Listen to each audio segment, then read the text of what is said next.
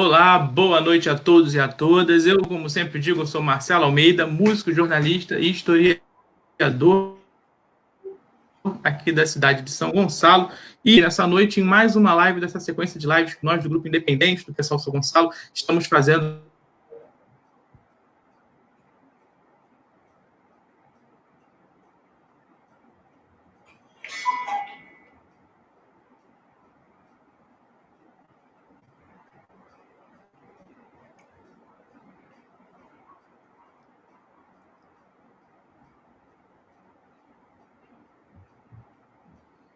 Congelou.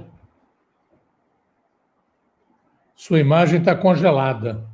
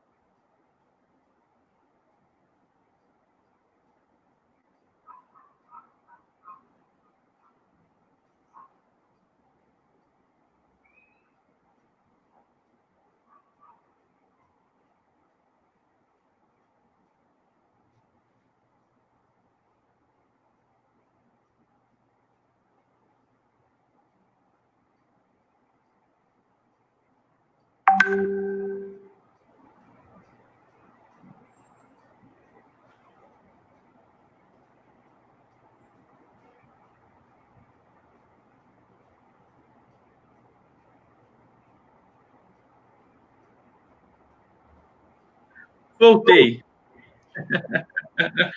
É engraçado, a internet aqui em casa está de brincadeira comigo hoje, gente. Sem brincadeira, a internet caiu apenas no computador que eu estou usando. O celular está funcionando, o outro computador ali está funcionando, o computador que eu estou usando travou. É uma maravilha. Mas voltei, espero que não caia de novo.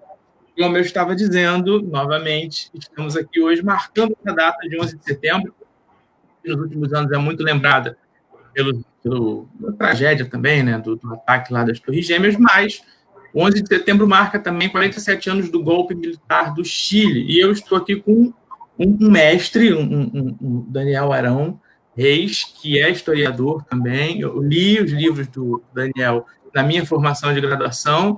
E uma particularidade da biografia do Daniel é que ele estava no Chile no momento do golpe. Então, a gente resolveu fazer essa live para a gente poder conversar um pouco sobre como é que foi esse golpe no Chile, né, há 47 anos.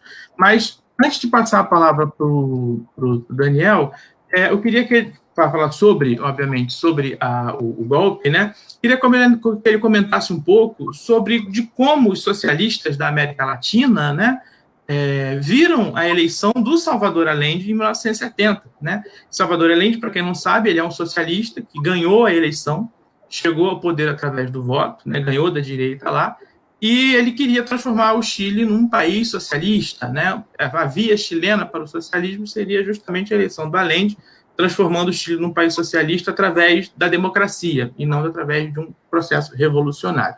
Então, eu queria passar a palavra para o Daniel, para ele comentar como é que a esquerda, né, a esquerda na América Latina, no Brasil, recebeu essa esperança de um governo socialista na América Latina naquele momento. Então, Daniel, boa noite, a palavra está contigo. Boa noite. Obrigado, Marcelo, pelo convite. É sempre interessante a gente poder compartilhar o resultado das nossas reflexões e das nossas pesquisas, né? Eu não sou propriamente um pesquisador a respeito do Chile, mas evidentemente que tenho pensado muito, vivi o processo com muita intensidade, estava lá no Chile. Bem, às vezes os russos têm um provérbio que é preciso não acreditar na testemunha ocular da história, né? Porque a gente às vezes sofre condicionamentos que uma distância maior não permite, embora às vezes você está distanciado, mas também está condicionado por interesses, por suas próprias referências, de sorte que não é também uma garantia de isenção. Né? Em todo caso, eu quero apenas deixar aqui explícito que eu não sou apenas reflito sobre o assunto, mas vivi o assunto. Isso tem vantagens e desvantagens. Em relação à sua questão, eu diria que quando o Allende ganhou as eleições em 1970, né, houve uma surpresa muito grande nas esquerdas latino-americanas, sobretudo os seus setores mais radicais, né, porque a ideia, então, prevalecente era de que as transformações sociais só poderiam ser viáveis através da luta armada. O padrão cubano, né, dava mais ou menos o horizonte, né, e também as ditaduras, né, que foram se sucedendo na América Latina, Brasil em 64, Argentina em 66, o Uruguai também vivia um processo nesse sentido, embora menos explícito. Em outros países a mesma coisa estava acontecendo. Então, a expectativa geral era de que transformações substantivas só poderiam vir através da luta armada. E o Chile, ao contrário, ele tinha uma grande tradição de décadas de jogo democrático. O Partido Comunista era legal, o Partido Socialista também. Aliás, havia no Partido Socialista alas mais radicais que no próprio Partido Comunista, né? E havia outras organizações, como o MIR, Movimento de Esquerda Revolucionário, né? E outras organizações que também estavam à esquerda do Partido Comunista. Então, era uma esquerda plural, mas muito forte. Havia uma central sindical, né, única, onde participavam socialistas e comunistas, de sorte que você tinha um poderoso movimento político e social de esquerda. E, não gratuitamente, ganharam as eleições. Né? A própria democracia cristã, que havia governado o Chile, ela era penetrada por alas mais radicais, né, que já haviam gerado, inclusive, pequenas organizações dissidentes de esquerda mais radical, como o MAPO. Ou seja, você tinha ali um leque de forças muito, muito impressionante, mas que, apesar disso, e apesar das décadas de passado democrático, a ideia era como aquilo foi uma surpresa, né?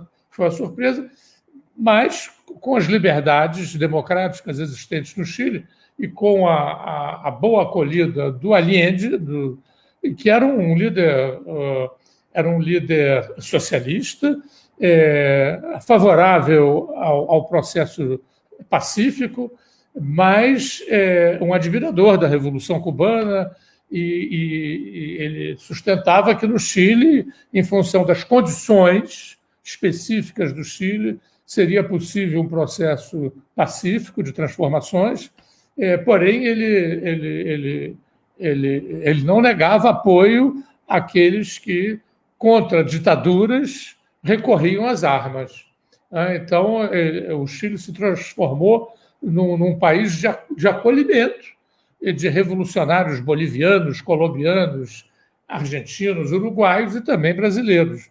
Nós tínhamos ali uma colônia grande, né, inclusive um dos diplomatas capturados no Brasil em dezembro de 1970, né, o último, né, foi o embaixador suíço, foi trocado por 70 revolucionários que estavam presos e torturados pela ditadura, e esses revolucionários voaram para o Chile. Chegaram no Chile em janeiro de 1971, foram muito bem recebidos. Enfim, ali havia uma verdadeira Babel, né, de revolucionários de todos os países que estavam não só ali se preparando para voltar aos seus países, como também acompanhando o processo chileno, que era um processo que muito interessante, né? Para a grande maioria dos latino-americanos que não tinham nenhuma ou muito pouca experiência democrática, era muito impressionante você ver ali a luta, né, das direitas contra as esquerdas no parlamento e nas ruas. Aquilo parecia um verdadeiro manual, né, de marxismo, né? Cada classe social com seus partidos, com suas propostas políticas, a luta de classes se explicitando de uma forma muito, muito clara, não é? Então, era uma experiência, foi uma experiência política para quem viveu aquele processo extremamente interessante, e fugindo aos padrões da luta armada, não é? Que era um pouco o pão nosso de cada dia da maioria dos revolucionários que lutavam na América Latina por mudanças, embora destoando, né, daquele padrão, era um outro padrão que suscitava muito interesse. É claro que havia muita gente que afirmava que aquilo não ia ter futuro, que haveria um golpe, né? Eu próprio, na época, era muito ainda marcado por essa perspectiva da luta armada, né? A gente já tinha feito autocríticas parciais do processo lá de enfrentamento no Brasil, porém, no fundamental, mantínhamos muito aqueles parâmetros da luta armada e achávamos, né, que aquele processo do Chile acabaria suscitando um golpe e que era preciso se preparar para enfrentar o golpe, né? E imaginávamos todos que estávamos lá que as esquerdas chilenas iriam resistir, iriam enfrentar o golpe, iria haver uma guerra civil, e nós tínhamos, a todos aqueles que ainda não tínhamos conseguido voltar para os seus respectivos países, a ideia de participar, evidentemente, caso houvesse uma guerra civil naquele país, nós certamente iríamos participar do lado, evidentemente, do presidente eleito, do Salvador Allende, e das forças de esquerda, né? Foi uma experiência, ao mesmo tempo, muito traumática, né? Porque aí veio o golpe, né? A resistência não conseguiu se estruturar, a extrema-direita tomou o poder, perpetrou uma matança incrível de revolucionários e de aliados e simpatizantes das esquerdas, e eu assisti aquilo tudo e era profundamente traumático, né? A gente já tinha sido derrotado em 1964, no golpe de 64, e estávamos assistindo ali a uma outra derrota, né? Também muito violenta, né? E eu só consegui me exilar depois de muitos dias, né, na Embaixada do Panamá, em Santiago, e depois fui para o Panamá e depois para a Europa. Enfim, tive uma outra trajetória, mas foi um episódio muito traumático, mas, ao mesmo tempo, o processo todo e o próprio episódio, apesar da derrota, né, suscitando muitas reflexões, né? Desde então, e depois da derrota, em muitas esquerdas, construiu-se a ideia de que a luta revolucionária do Chile era uma luta fadada ao fracasso, que a transição pacífica é uma ilusão, que ela não tem futuro. Eu tinha mais ou menos um pouco essa ideia. Porém, mais tarde, reelaborando todos os meus conceitos, né, de transformação social e de revolução social, eu hoje tenho uma outra visão. Eu penso que realmente ali no Chile houve um conjunto de erros evitáveis que, por não terem sido evitados, levaram à derrota fragorosa do processo, mas, de modo nenhum, aquele processo estaria, é a minha reflexão atual, fadado ao fracasso por ser pacífico, né? Há muitas transformações na história, muito substantivas, de ordem pacífica, né? O que não quer dizer passiva, né? Pacífico não quer dizer passivo. Pacífico não quer dizer um processo geral de mudanças pacífico, não quer dizer que não vai haver, que ele não vai ser marcado por choques violentos, né? Por momentos de enfrentamento, né? Então, eu penso que ali do Chile, realmente, o Allende e as forças de esquerda cometeram um erro muito grande ao não investirem mais, e havia margens para isso, em organizações autônomas de trabalhadores, né? Chegou a haver tentativas nesse sentido, mas não amadureceram. E também outro erro foi ter acreditado demais no profissionalismo das Forças Armadas chilenas.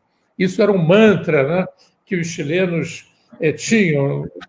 O próprio Pinochet ele era considerado apolítico antes de fazer o golpe, né?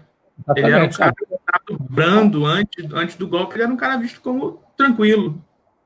As extremas direitas tentaram um golpe em junho de 1973, que foi detido e controlado pelos oficiais legalistas, liderados pelo então ministro do Exército, o general Prats, porém, é claro que o Prats, tomando essa atitude, se desgastou perante a extrema-direita, mas depois o Allende, em vez de mantê-lo, prestigiá-lo e processar os golpistas, ao contrário, destituiu o Prats para atender a extrema-direita, não processou os oficiais de extrema-direita, ao contrário, inclusive, para você ter uma ideia, alguns marinheiros chilenos recusaram-se a partir do golpe, a participar do golpe, foram presos, torturados, e havia uma grita em relação a isso. Puxa, os caras, afinal de contas,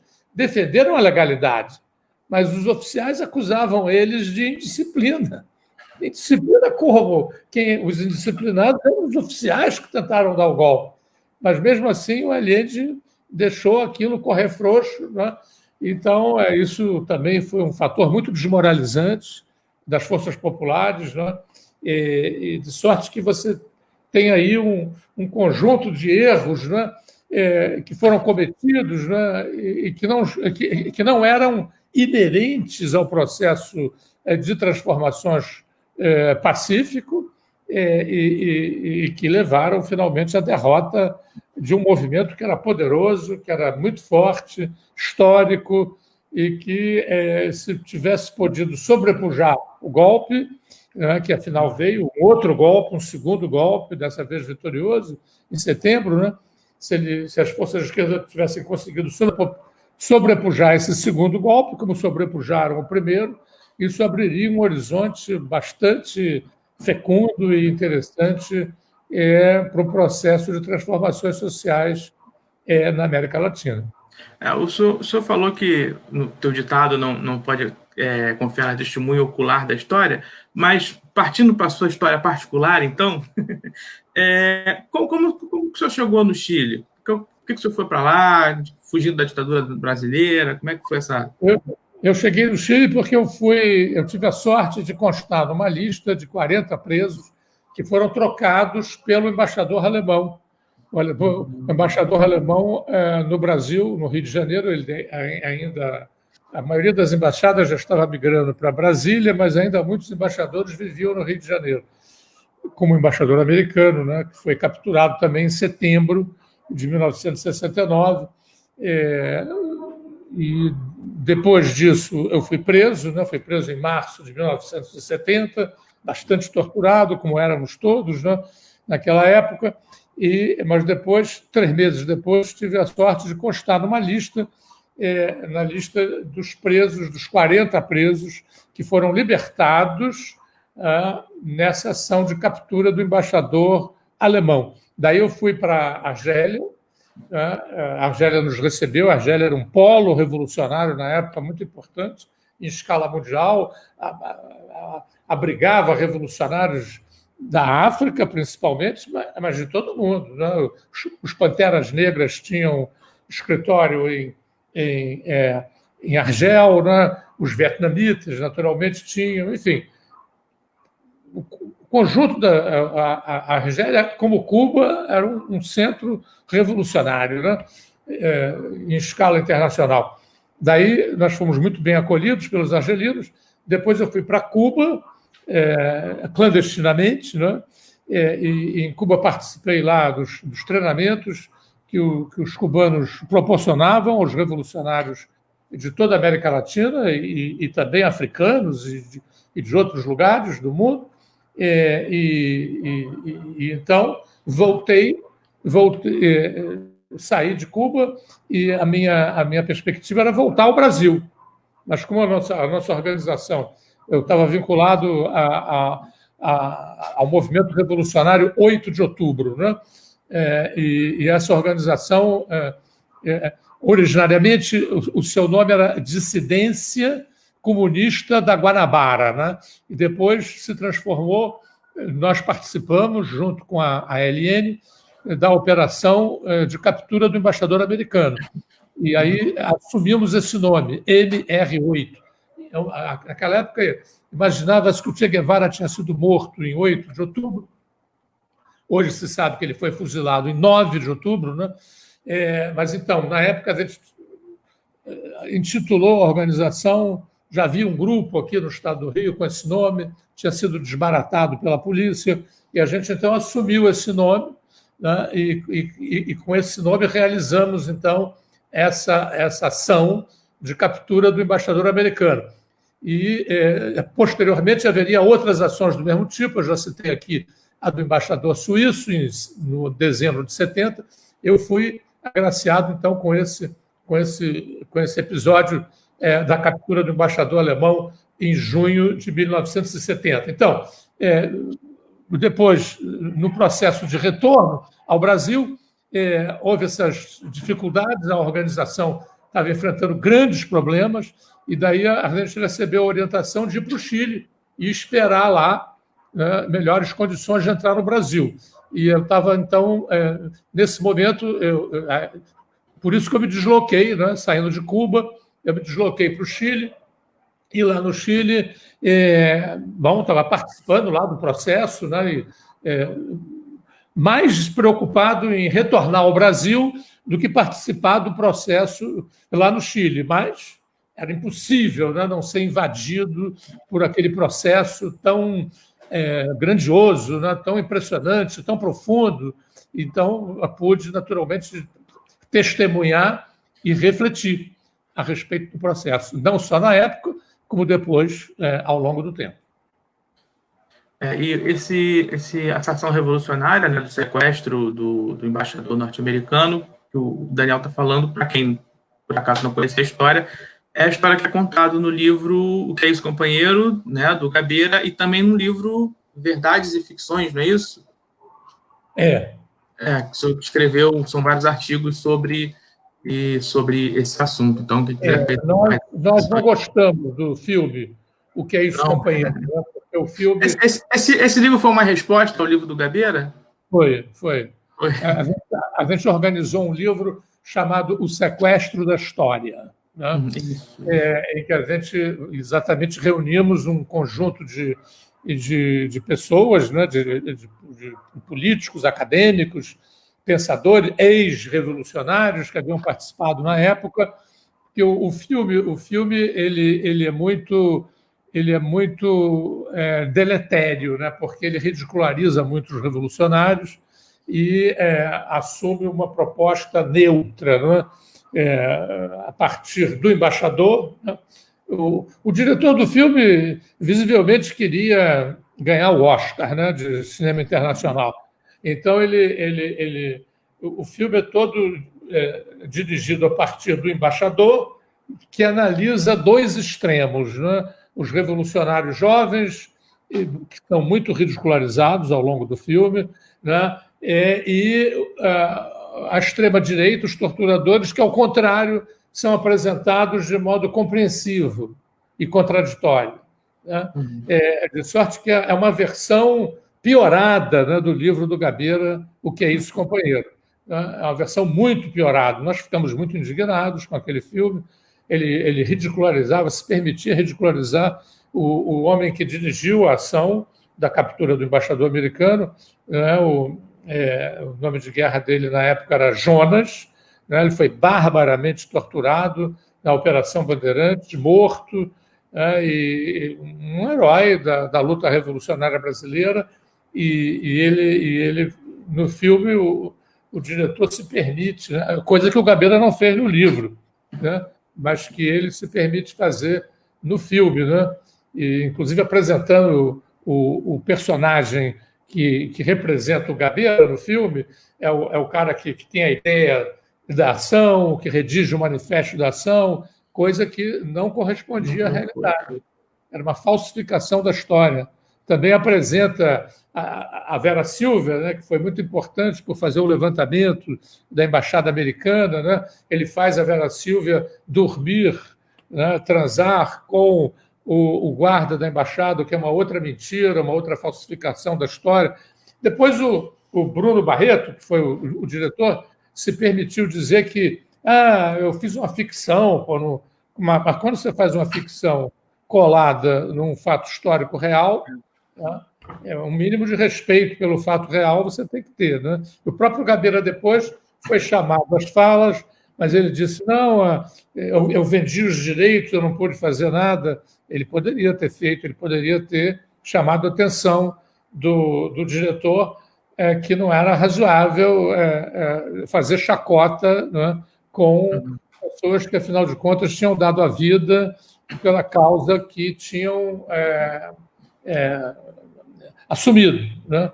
Sobretudo nos feriu muito a chacota em cima do Jonas, né? Que aparece no filme como uma pessoa obtusa, como um fanático, né? Como um homem completamente sem critério, né? Enquanto isso, o torturador é um homem que aparece com problemas de consciência, né? Estou torturando gente, será que isso é razoável? Né? Então, aquilo nos pareceu muito, muito negativo, né? E fizemos esse livro, então, que teve, aliás, mais de uma edição, teve muito boa recepção, e nós ficamos felizes porque, de um certo modo, contribuímos para esclarecer, tá? O que havia ali naquele filme, as motivações, né? As falsificações, né, que o livro tinha empreendido. Né? Então, isso foi bom, isso foi positivo. E eu insisto no nome, você falou em sequestro, e todo mundo fala em sequestro, né? Até as próprias pessoas que participaram da ação continuam achando que essa discussão é uma discussão boba e sem sentido. Mas eu insisto, né, que sequestro é um crime comum, capitulado no Código Penal, né? E foi assim que a polícia se referiu à ação. Né? Quando a ação, de um ponto de vista dos guerrilheiros, dos revolucionários que fizeram a ação, foi uma ação de captura, né? Foi uma ação guerrilheira. A gente não queria ganhar dinheiro, a gente não queria deter o cara para ter benefício pessoal, né? Como acontece com os sequestros. A gente deteve para que fossem lidos manifestos, que foram lidos, né, em todos os meios de comunicação. Isso foi muito importante para a denúncia da ditadura e também, num segundo momento, né, libertamos, né, 15 revolucionários de diversas organizações. Foi uma orientação muito ecumênica, né? Foram 2 organizações que fizeram ação, mas não puseram na lista apenas revolucionários que estavam vinculados a elas. Puseram revolucionários de várias outras organizações, inclusive o famoso Gregório Bezerra, né, que era um homem vinculado ao Partidão, ao Partido Comunista, que não era favorável a ações armadas, foi incluído na lista, né? Quer dizer, foi uma lista ecumênica e realmente foi uma grande vitória tática dos grupos revolucionários. Então, estrategicamente foi um desastre, né? Porque nós ali aparecemos com uma força que não tínhamos e a repressão se centralizou e veio com uma violência, com uma força, e as organizações da esquerda não tinham condição de segurar aquele rabo de foguete. Né? Realmente foi uma ação taticamente muito, muito exitosa. Ninguém morreu, né? O embaixador foi pego, foi solto, os revolucionários foram soltos, os manifestos foram lidos. Né? Então, taticamente, foi no curto prazo, ela foi uma ação perfeita, mas estrategicamente, né, deu uma aparência de força que as organizações não tinham, a repressão se sofisticou enormemente e isso foi muito trágico, né, muito danoso, né, para os interesses das organizações revolucionárias. Foram ações vitoriosas e certeiras, né? A gente sempre fala do governo socialista de Allende, né? É sempre bom a gente enfatizar que foi um governo democraticamente eleito, constitucional e que respeitava todos os trâmites que uma democracia deve respeitar, né? E o 11 de setembro marca também não só o golpe no Chile, mas como a morte do Allende, né? O Allende acaba, segundo a versão oficial, mas que é contestada por alguns, que ele teria se suicidado ao ver que o palácio estava sendo invadido. O senhor é desses que acredita que ele se matou, ou o senhor tem algum Não, cenário? parece que está realmente demonstrado, né? Os golpistas ofereceram a ele a possibilidade de sair do país levando as pessoas que ele quisesse levar. Mas ele se recusou a isso, achou que isso ia ser uma desmoralização, né? E ele queria marcar o seu protesto, fez um último discurso, que, aliás, circulou na internet, né? Eu até recebi, eu já tinha ouvido em outros momentos, né? Bom, eu estava lá e ouvi o discurso quando ele foi proferido, um discurso muito trágico, né? Em que ele manifesta confiança no povo e que, no futuro, a vitória virá e que ele tinha resolvido, então, enfrentar, não renunciar. Mas parece que houve realmente uma investigação posterior e ele realmente se matou, né, com um tiro do metralhadora que ele portava, que ele tinha muito receio de ser preso e virar objeto de humilhações, né? Torturas também, né?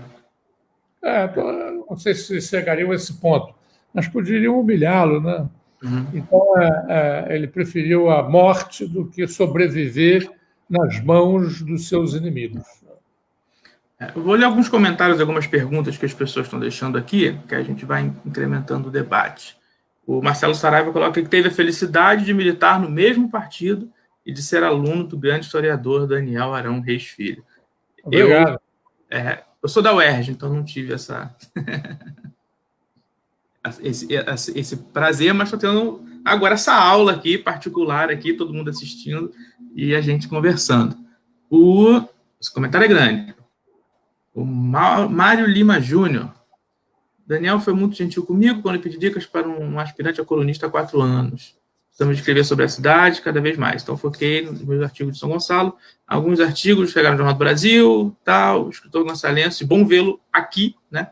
Aqui em São Gonçalo, já que essa página que a gente está é de São Gonçalo. E tem algumas perguntas que eu vou ter que fazer o papel de interlocutor.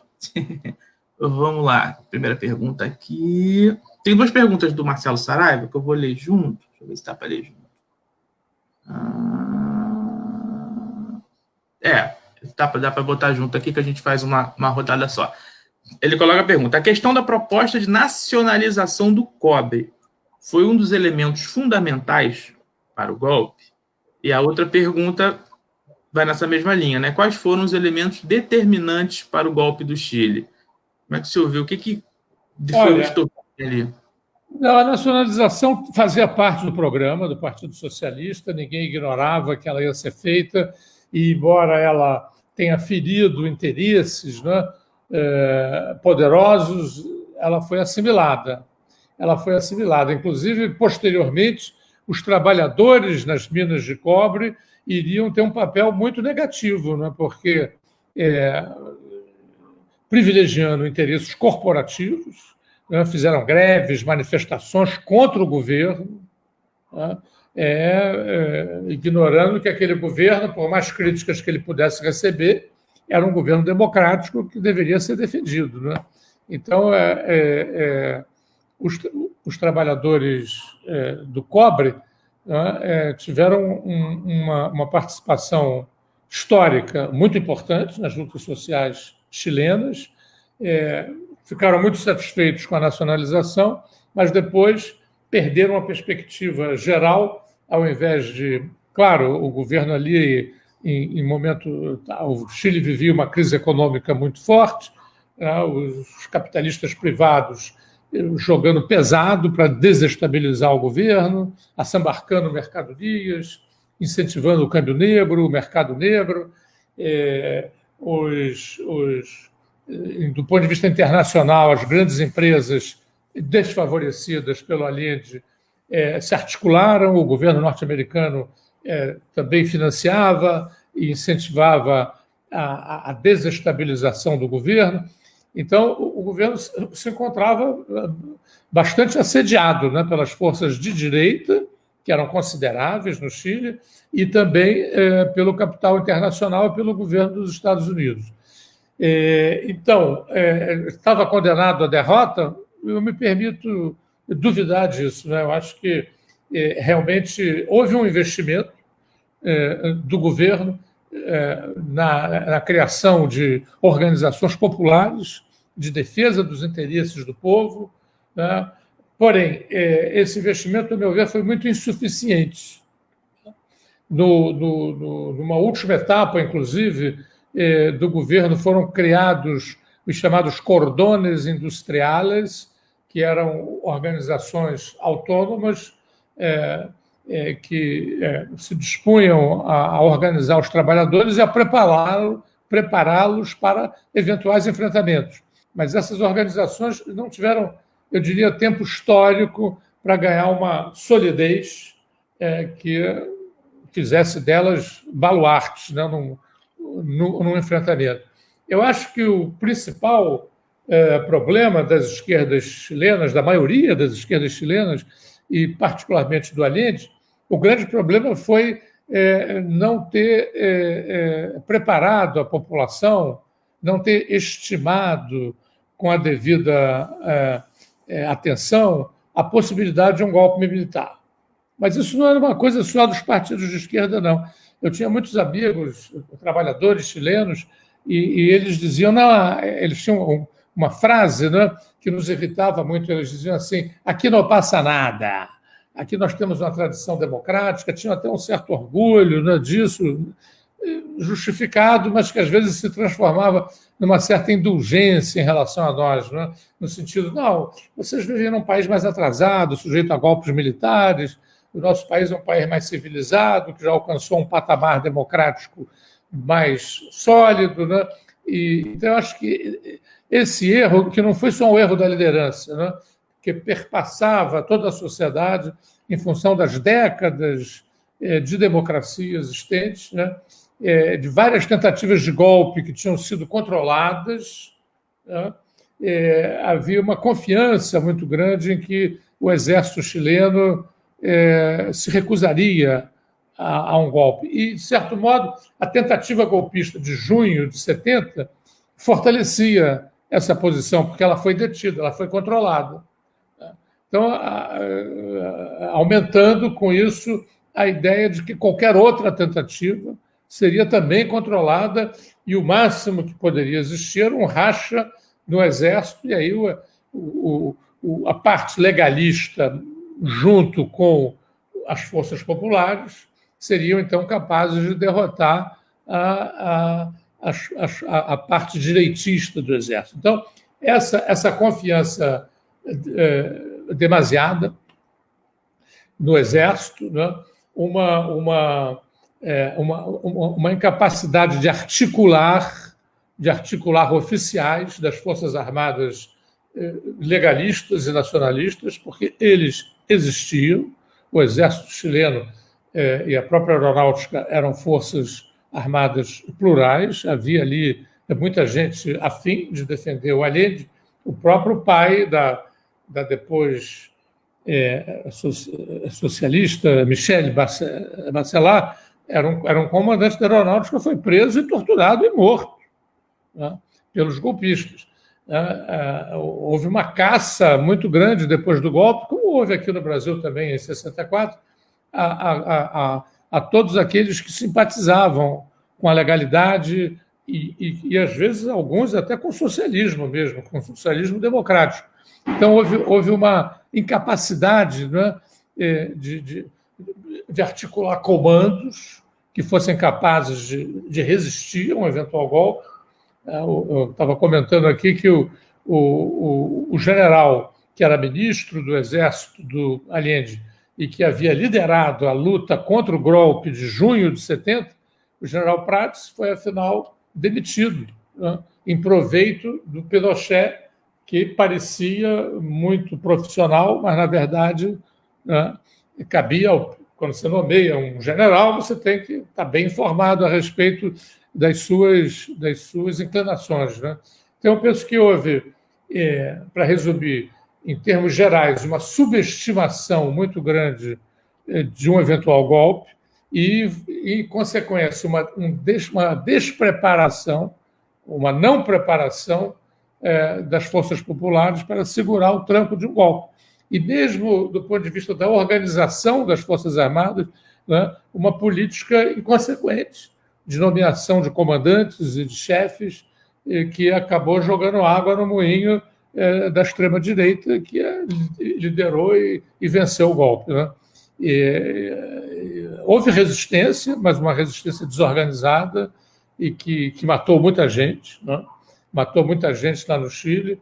E eu mesmo cheguei a passar quase 2 meses ainda em Santiago, ali na clandestinidade, antes de me asilar na Embaixada do Panamá, né, e pude presenciar as matanças, né, os fuzilamentos.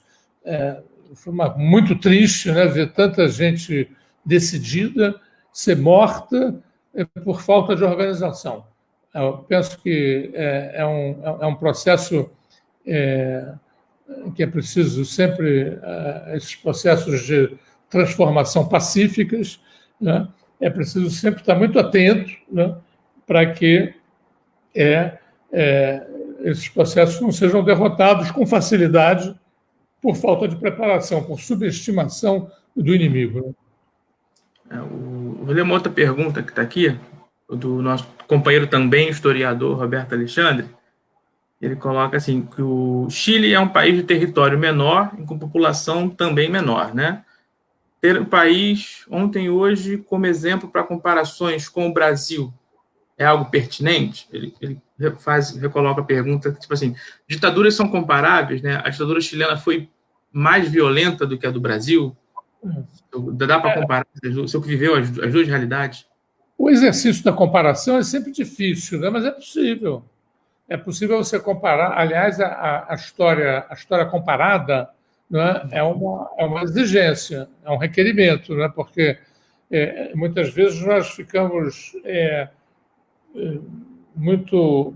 A história como disciplina ela surgiu do âmbito nacional, né, e foi apropriada muito pelos Estados nacionais, e houve gente que, em certo momento, imaginava que a história teria que ser mesmo e só nacional. No entanto, grandes historiadores já têm feito sugestões no sentido da fecundidade das histórias comparadas. É preciso sempre, naturalmente, levar em conta as especificidades locais, mas é possível comparar as diferenças, né?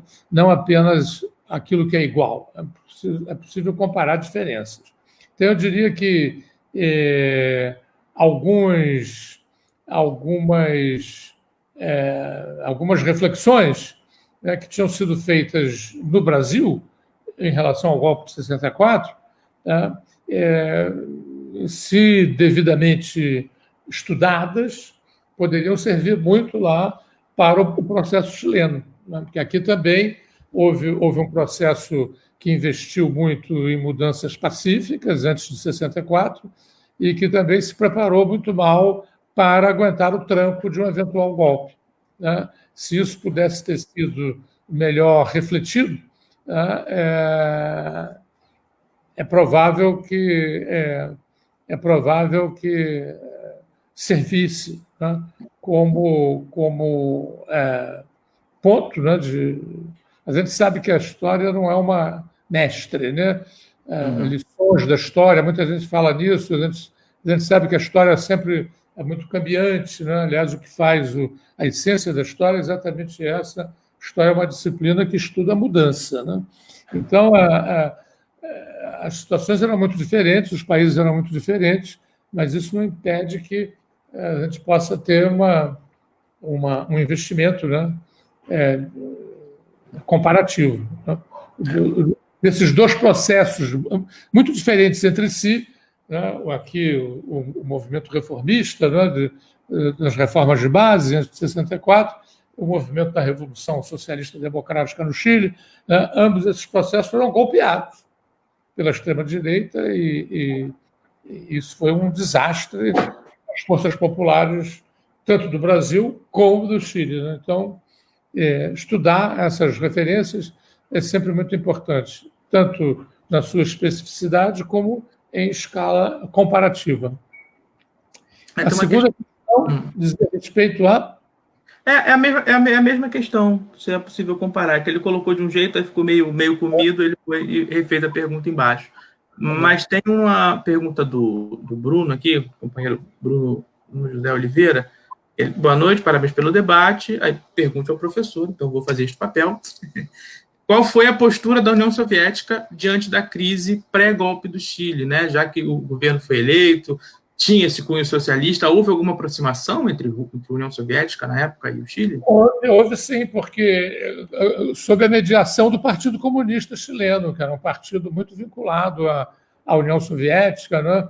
E defendia muito a União Soviética, de sorte que o Partido Comunista era integrante da Unidade Popular, que era a frente de esquerda que se constituiu lá no Chile, sob liderança do Salvador Allende, né? E a União Soviética realmente denunciou com muita força o golpe, né? É verdade que o Partido Comunista se destacava, no contexto da Unidade Popular, como o partido que mais investia na subestimação do golpe.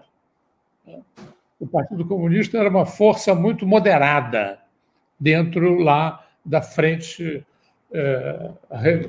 de esquerda que se constituiu no Chile, né? E a União Soviética apoiava essa política. Quando houve o golpe, a União Soviética denunciou com toda a energia, né, o golpe, mas era muito tarde, né?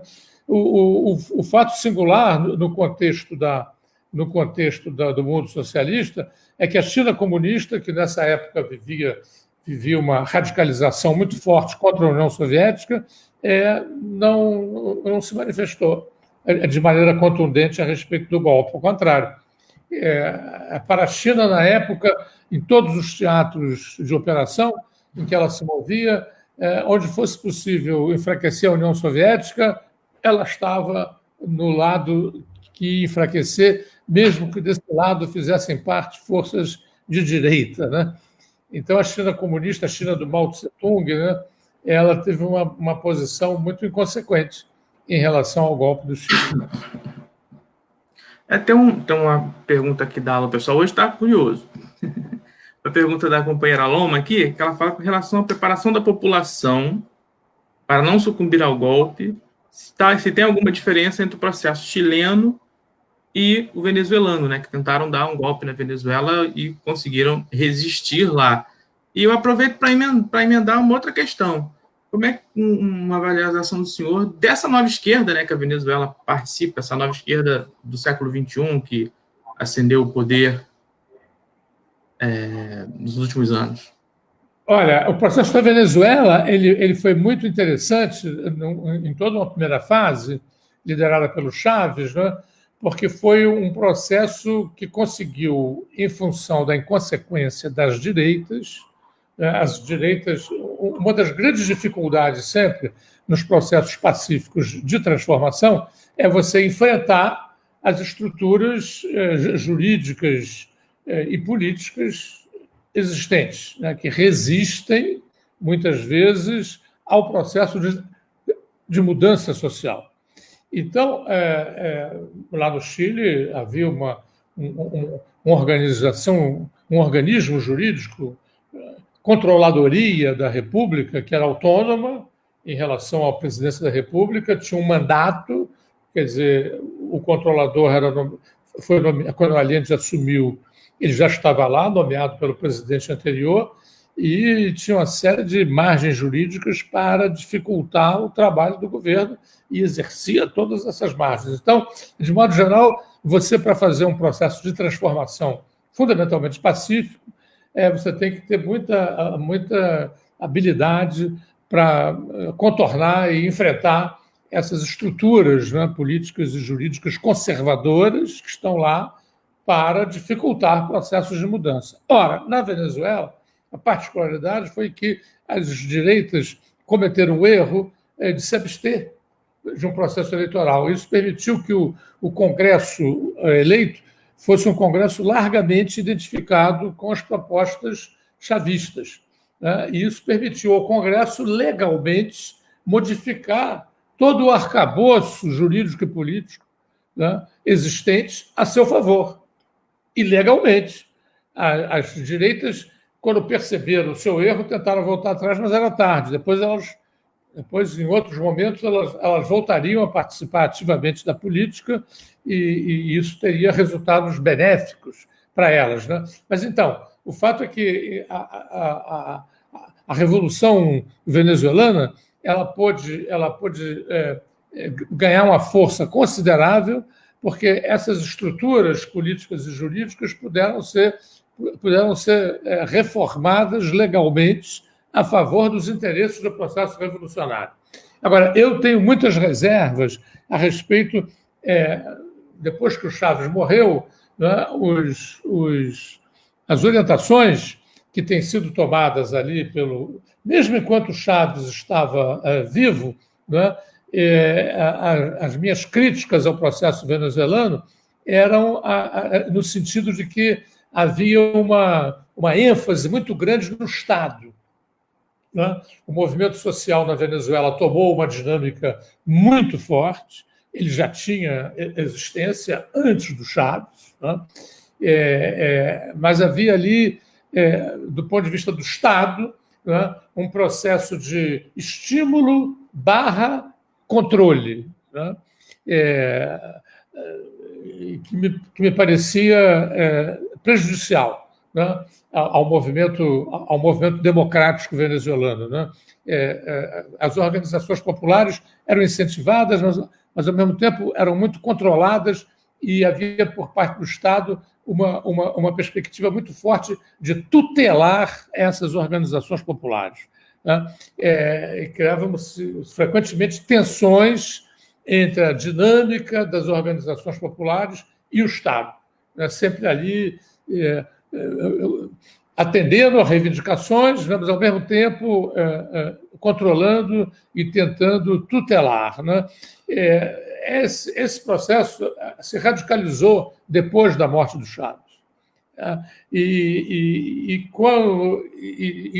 também penso que um dos grandes erros cometidos pelo governo Chávez foi a sua incapacidade de mudar os parâmetros da Venezuela, né? Os parâmetros da economia venezuelana, que são fortemente dependentes do petróleo, tá? E esse, aliás, não é só um problema do Chávez. Eu tinha um amigo russo, né? Aliás, ele de nascença era ucraniano, ele se autodenominava soviético, e ele me dizia, né, a riqueza petrolífera aqui é uma maldição, porque quando você tem muito petróleo, né, o petróleo vale muito no mercado internacional, então há uma tendência muito grande você ficar apenas dependendo do petróleo e não diversificar a economia e não fazer com que a economia ganhe dinâmica própria ao lado do petróleo. E o resultado foi que, ao ter sido incapaz de fazer isso, embora houvesse projetos nesse sentido, mas não foram encaminhados de maneira consequente, e de sorte que, quando veio a crise do petróleo internacional, o barril chegou a $100, desceu a $20. A gente sabe que esse mercado internacional do petróleo é dominado por grandes corporações, por grandes empresas, né? Fundamentalmente norte-americanas ou vinculados a estados conservadores, reacionários, como é o caso da Arábia Saudita. O resultado é que a Venezuela, evidentemente, não controlava esse mercado internacional, e quando os preços caíram, e caíram verticalmente, isso abriu uma crise na Venezuela muito forte. Como nós sabemos, quando existe uma crise numa democracia, o governo se desgasta muito. As direitas voltaram a participar politicamente, e o sucessor do Chávez, né, o Maduro, né, eu às vezes brinco dizendo que o Maduro é a Dilma do Chávez, né? Quer dizer, ele já não teve mais aquela... Ele não tem nem um décimo da capacidade política, né, de comunicação que o Chávez tinha e de articulação política. De sorte que, a partir daí, eu acho que a Venezuela passou a conhecer uma deriva muito muito autoritária, né? Muito autoritária, e para defender a Revolução foi necessário recorrer às Forças Armadas, né? Que passaram a ter um protagonismo muito forte. Aliás, elas nunca deixaram de ter esse protagonismo, e esse também era um outro elemento de reserva que eu tinha em relação ao processo da Revolução Venezuelana, né? Eu vi aqueles militares muito... não que eu seja uma pessoa que não admita a possibilidade de militares serem progressistas, né? Na história da América Latina, há muitos militares que tiveram papéis muito importantes em muitos momentos, né? No impulsionamento de processos de mudança social favoráveis aos interesses populares. Então, porém, isso tem um limite, né? E, ao meu ver, um ponto absolutamente fundamental é o ponto da autonomia das organizações populares. As organizações, isso é que é o nervo de qualquer processo revolucionário de mudança, né? É que você tem organizações populares poderosas e autônomas em relação ao Estado e aos partidos políticos. A Hannah Arendt falava, né, do tesouro perdido da Revolução Russa e da Revolução Alemã, que foi exatamente isso. Em determinado momento, essas sociedades viveram processos marcados muito profundamente pela existência de organizações populares autônomas, democráticas e revolucionárias. Então, essa pujança da presença militar, associada à crise econômica e à incapacidade própria da Dilma, do Chaves, né? Tudo isso concorreu para que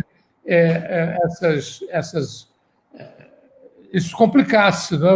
A riqueza, a fecundidade do processo revolucionário venezuelano, que se encontra hoje numa etapa muito, muito complicada, né? Porque, afinal de contas, os caras perderam as eleições e se recusaram a admitir que tinham perdido as eleições. Bem, agora trata-se de fazer toda uma repactuação. É inadmissível, evidentemente, também, né, as intervenções dos Estados Unidos, né, e do Brasil, do Bolsonaro, né, e outras, da Colômbia.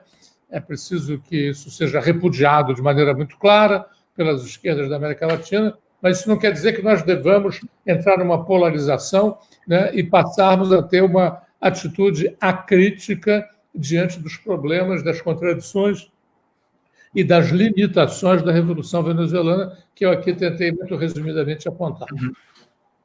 Então tá, gente, a gente ficou de falar 40, 45 minutos, já estamos chegando a 1 hora. A gente deixar aqui, a gente vai falando até amanhã, mas para não ocupar muito o tempo do Daniel, já queria a gente caminhar para o final aqui, agradecendo a todo mundo que comentou, a todo mundo que está deixando comentários e perguntas aqui, a todo mundo que está assistindo até agora. E é claro que eu não posso deixar de trazer para o nosso Brasil atual, né? Daniel, que estuda ditaduras, participou de luta contra ditaduras. A pergunta é a seguinte: o senhor imaginou que um dia, depois de uma volta à democracia, a gente estaria hoje vivendo num governo onde o presidente é um aspirante a ditador, não pelo fato dele ser militar, né? Porque tem militar democrata, tem militar revolucionário, mas ele é um aspirante a ditador. Você imaginou viver essa situação? E a Viviane e o Marcelo, que já botaram pergunta aqui, estão fazendo perguntas no mesmo sentido, o Maurício também, de que qual é o papel da esquerda frente a esse governo que se pretende ditatorial? Olha, esse assunto é um assunto muito complexo, nos levará longe, né? Dá uma outra live, né? A participar com vocês aqui numa outra live. Eu tenho escrito sobre o bolsonarismo, né? Eu acho que às vezes há uma tendência em simplificar o processo, é um processo complexo, mas dificilmente eu poderia resumir isso tudo em poucos minutos, né? Eu nunca subestimei, Marcelo, ao contrário, a força das tradições autoritárias no Brasil. Sempre chamei muita atenção para isso e, aliás, foi muitas vezes mal compreendido, né? Diziam que eu estava fazendo o jogo do inimigo, que a democracia no Brasil estava consolidada, né? eu nunca realmente subestimei isso e eu não vou dizer que fiquei... porque o Bolsonaro é um tipo particularmente tosco, né? Um tipo particularmente primitivo, né? Então, realmente, foi surpreendente para mim a vitória do Bolsonaro, mas não surpreendente a força da extrema-direita, e já há muitos anos eu fazia muitas críticas, né? Fui petista, mas me separei do PT antes do escândalo do Mensalão, não é? Porque considerei que o PT realmente tinha perdido sua vocação reformista e tinha se tornado um sócio gestor da administração do Estado brasileiro, né? Embora com políticas favoráveis aos pobres e às classes populares, né? De modo geral, perdeu a sua vocação reformista, então eu me desliguei do partido já no começo do século XXI, né? Bem, então eu penso que aí acumularam-se muitos erros, muitos problemas. O Bolsonaro não é fruto do acaso, como nunca acontece, né? Mas eu tenho uma proposta de compreensão do Bolsonaro que envolve o estudo das tradições autoritárias, o estudo do que houve na grande conjuntura da República Nova, entre a promulgação da Constituição em 1988 e as eleições de 2018. Eu acho que houve aí 30 anos, espaço de uma geração, em que os partidos reformistas da nova República foram cada vez mais perdendo o seu fio reformista e adotando políticas conciliatórias, né? Quer dizer, isso acabou desarmando muito a população e as classes populares e finalmente, também penso que é necessário... nem assim estávamos condenados à derrota em relação ao Bolsonaro, né? Apesar das tradições autoritárias, apesar da metamorfose negativa dos partidos reformistas da nova República, nós não estávamos condenados à derrota. Ainda houve um conjunto de erros na campanha eleitoral que determinaram finalmente a derrota, né? Então, eu penso que é preciso encarar essas três temporalidades, né? A longa duração, a tradição autoritária, a média duração, erros cometidos ao longo desses 30 anos de governos de partidos reformistas e, finalmente, a curta duração ali na campanha eleitoral. Acho que eu tento fazer uma reflexão conjugada, mas com um mínimo de aprofundamento seria necessário a gente ter mais uma hora, mais um debate sobre isso, para o qual eu me disponho, né, se isso não fosse convidar, né, mas eu penso que merece mais tempo, né? Pode se reconvidar aqui, a gente daqui a pouco já agenda esse próximo bate-papo aí. Então, mas, gente, por hoje é só, mas antes de despedir, queria convidar todo mundo a estar aqui na quinta-feira, na próxima terça-feira, 19 horas, aqui nos Independentes, na minha página do Marcelo Almeida também. A gente vai fazer mais uma edição do programa São Gonçalo Tem Jeito, dessa vez com um tema específico da questão do plano diretor. Vamos receber o Oswaldo Mendes e Adalto Mendonça, que vão voltar aqui para a nossa página para a gente conversar. E na quinta-feira, às 11 da manhã, antes do almoço ali, quem puder estar aqui, eu vou estar batendo papo com o Marcelo Freixo, deputado do PSOL, sobre conjuntura política nacional como um todo. Então, gente, muito obrigado por todos que estão aqui até agora. Daniel, prazer ter essa aula aqui. Eu, como historiador, vou reivindicar meu diploma de doutorado quando sair daqui. E vamos marcar esse segundo papo aí. Sou eu que agradeço, Marcelo, e estou disponível sempre para esse tipo de debate. Eu penso que antes da pandemia a gente já tinha esses meios técnicos, mas não os usava com a intensidade que a gente... É uma sequela positiva da pandemia. E espero bem que a gente não perca esse costume de dialogar virtualmente, né, que é uma arma fundamental na luta política atual. Já tem gente aqui querendo... pelo convite e é disponível para próximos. Então tá. Daniel, tchau. Boa noite a todo mundo. Até mais. Até mais ver.